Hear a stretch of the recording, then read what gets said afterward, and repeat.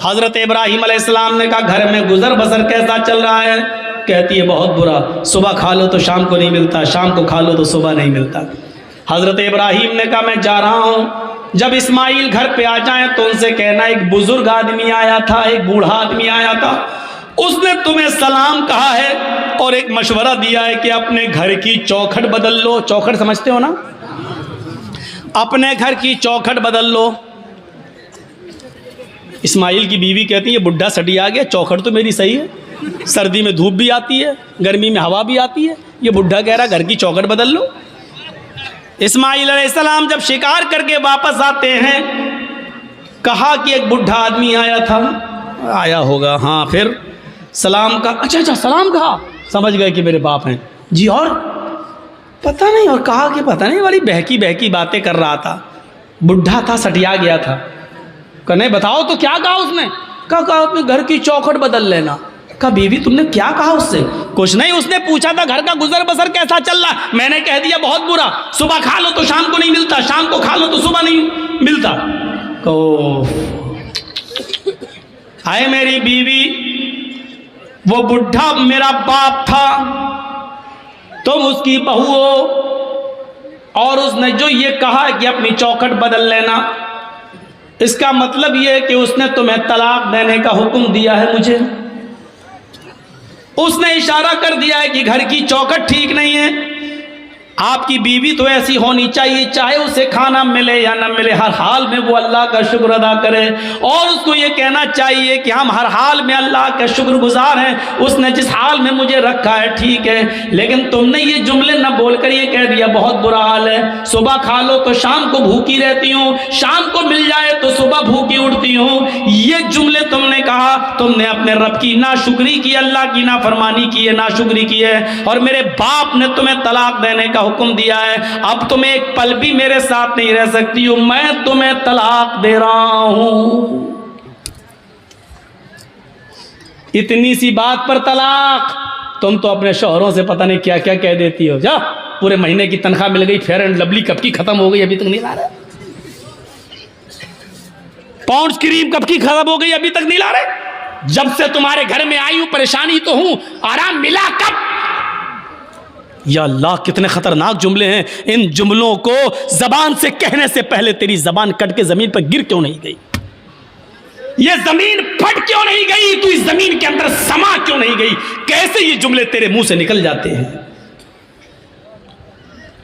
दोबारा उन्होंने जब दूसरा निकाह किया और शादी की, फिर एक अरसे के बाद इब्राहीम अलैहिस्सलाम जब दोबारा गए, इस्माइल शिकार के लिए गए हुए थे, दरवाजा खड़खड़ाया, दूसरी बीवी निकल के आई। आप कौन? कहा मैं फला जगह से आया हूं। इस्माइल कहाँ है? वो शिकार करने गए हैं। अच्छा ये बताओ कि तुम्हारा गुजर बसर कैसा चल रहा है? अल्हम्दुलिल्लाह बहुत अच्छा, हर हाल में अल्लाह का शुक्र है, अल्लाह ताला ने मुझे जिस हाल में रखा है मैं उस हाल में खुश हूँ। इब्राहीम अलैहिस्सलाम ने कहा जब इस्माइल आ जाएं तो कह देना एक बुजुर्ग आया था, उसने तुम्हें सलाम कहा है और कहा है कि अपने घर की चौखट को बरकरार रखना। ठीक है, घर की चौखट। वो भी ताज्जुब करने लगी, घर की चौखट ठीक है? अरे हमने कब कहा गलत है? तुम होते कौन मशवरा देने वाले? ठीक है तो ठीक ही है। जब बीवी को पूरी बात बताई बीवी ने इस्माइल को, तब कहा कि वो चौखट तुम हो, और इब्राहीम अलैहिस्सलाम मेरे बाप ने कहा इसको बरकरार रखना क्योंकि तुमने अल्लाह का शुक्र अदा किया है। शुक्रगुजार औरत को तो पूरा वाक़या बताने का मकसद ये कि माँ बाप की बात मानना। घर बार से निकालने को कहें तो निकल जाओ, लेकिन माँ बाप के सामने उफ भी मत करना।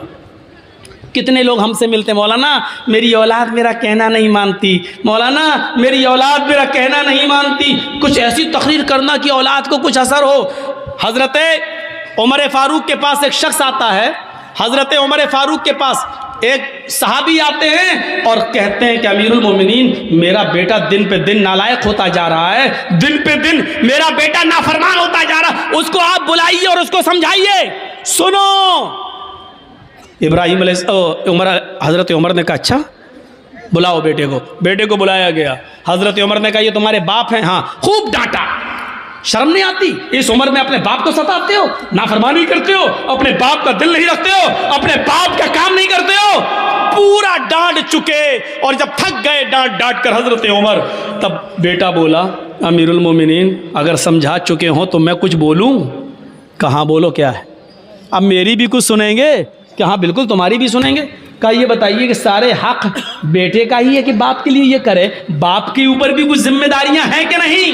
कहाँ हैं? का बताइए क्या है? हजरत उमर ने कहा 3 जिम्मेदारियां बाप के ऊपर सबसे पहले आयद होती हैं। पहली जिम्मेदारी है कि जब घर में बच्चा पैदा हो तो उसका अच्छा नाम रखा जाए। दूसरी जिम्मेदारी बाप के ऊपर यह आयद होती है कि जब वो 7 दिन का हो तो उसका अकीका किया जाए। तीसरी जिम्मेदारी बाप के ऊपर यह आयद होती है कि जब उसका बेटा बालिग हो जाए तो उसकी दीनदार और शरीफ घराने में उसका निकाह कर दिया जाए। ये 3 जिम्मेदारी बाप के ऊपर भी आयद होती है। अब लड़के ने कहा अमीरुल मोमिनीन, जरा मेरे बाप से पूछो इन तीनों कामों में से क्या काम किया मेरे साथ? अच्छा पूछो, इसने जब मैं पैदा हुआ तो नाम क्या रखा? हजरत उमर ने कहा क्या नाम है? उसने अरबी में एक जुमला बोला जिसका उर्दू में तर्जमा होता खटमल। क्या नाम है तुम्हारा? का खटमल है।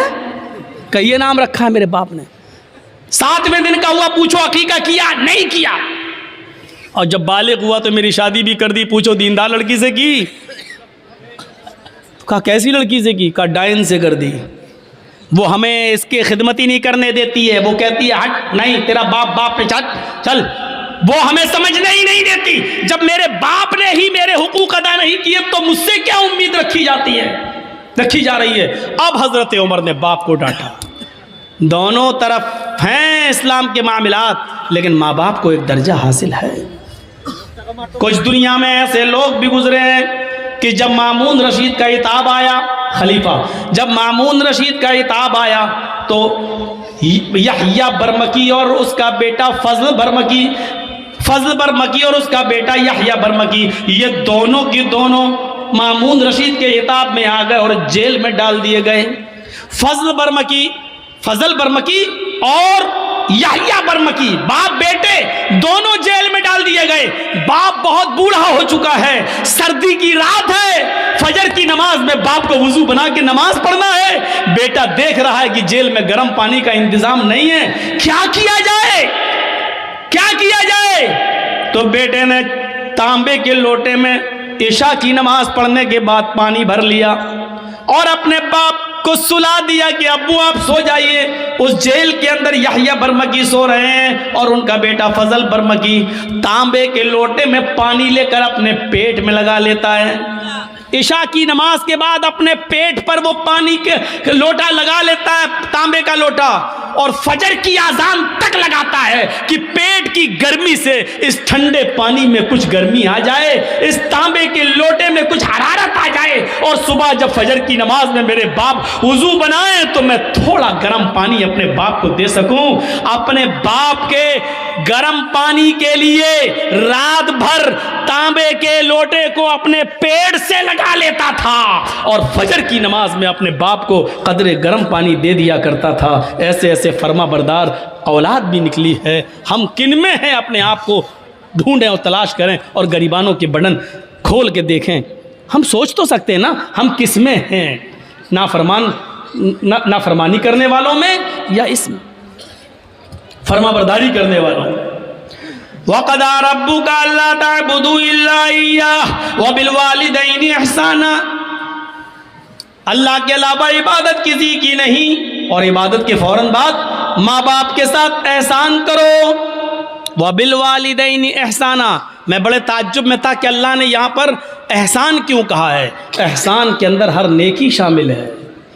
ये नहीं कहा अल्लाह ताला ने कि माँ बाप के साथ उनकी बीमारी में अच्छा सलूक करो, ये नहीं कहा। ये नहीं कहा कि उनको खिलाओ, ये नहीं कहा, क्योंकि अगर कह देता खिलाओ तो एक ही माना होता। लेकिन अल्लाह ने क्या कहा, वबिल वालिदैनि एहसाना, एहसान करो। एहसान का मतलब अगर उनको दवा की ज़रूरत है तो दवा ला कर दो। अगर वो कमर के दर्द के शिकार है, बिस्तर पे लेटे रहते हैं, उन्होंने कहा कि बेटे मुझे ज़रा बाहर बैठने का दिल कर रहा है, तो अपनी पीठ पर लाद कर उनको घर के बाहर उनको हवा खिलाओ, बिठाओ। अगर उनका दिल कहता है कि बेटे मुझे फ़लाँ जगह लेके चलो, तो उनको अपने कंधे पे उठाकर उधर भी लेके जाना पड़ेगा। नेकी, एहसान में हर नेकी शामिल है। हर नेकी, जिस चीज़ की भी ज़रूरत है हजरत उमर फारूक ने एक सहाबी को, एक शख्स को देखा कि वो खाने काबा का तवाफ कर रहा है और उसने अपनी माँ को अपने कांधे पर उठा रखा है। हजरत उमर फारूक ने उसको देखकर मुस्कुराया, फरमाया तुमने जन्नत कमा ली, तुम अपनी माँ को तवाफ करा रहे हो इस हाल में कि तुम्हारी माँ लंगड़ी है और आंखों से अंधी है। तुमने अपनी माँ को तवाफ कराया, अपनी गोद में लाद कर उसको खाने काबा का तवाफ करा रहे हो, तुमने जन्नत कमा ली। अपनी माँ को तवाफ कराने वाला सहाबी क्या कहता है, अमीरुल मोमिनीन, क्या मैंने अपनी माँ का हक अदा कर दिया? मैं अपनी माँ का पेशाब पायखाना धोता हूँ क्योंकि आंखों से अंधी है, पैरों से लंगड़ी है। मैं अपने माँ का पेशाब पायखाना साफ करता हूँ, इसके कपड़े भी धोता हूँ। मेरी माँ ने तब उम्रा करने की गर्ज से मुझसे गुजारिश की है तो मैंने उसका तवाफ कराया और अपने कांधे पर लाद कर इसको तवाफ करा रहा हूँ। क्या मैंने अपनी माँ का हक अदा कर दिया?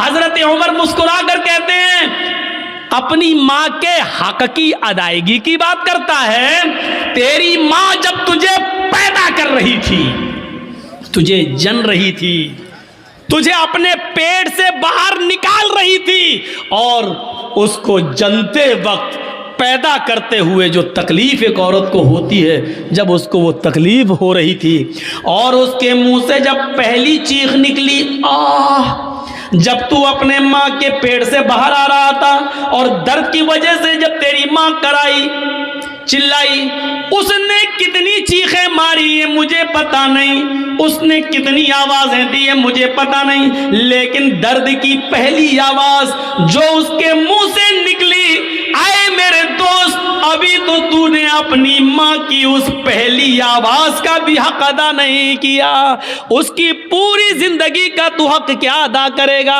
अभी तो तूने अपनी माँ के पैदा करते वक्त होने वाली तकलीफ की पहली दर्द की आवाज का भी हक अदा नहीं किया। आदमी अपनी माँ के लिए कितना भी कर ले, लेकिन अपनी माँ का हक अदा नहीं कर सकता है। नहीं, मुमकिन ही नहीं है कि वो अपनी माँ का हक अदा कर ले। तो दूसरी चीज, वला तउक्कन वालिदैक व इन मराकन तखरुज मिन अहलिक व मालिक। तीसरी चीज पर नजर डालिएगा, हमारे मुआशरे के अंदर ये आम हो चुकी है, वला ततरुकन्ना सलातन मक्तूबतन मुतअम्मिदन फइन्न मन तरका सलातन मक्तूबतन मुतअम्मिदन फक़द बरिअत मिन्हु ज़िम्मतुल्लाह। आए माज, फर्ज नमाज कभी भी कसदन जानबूझकर मत छोड़ना। फर्ज नमाज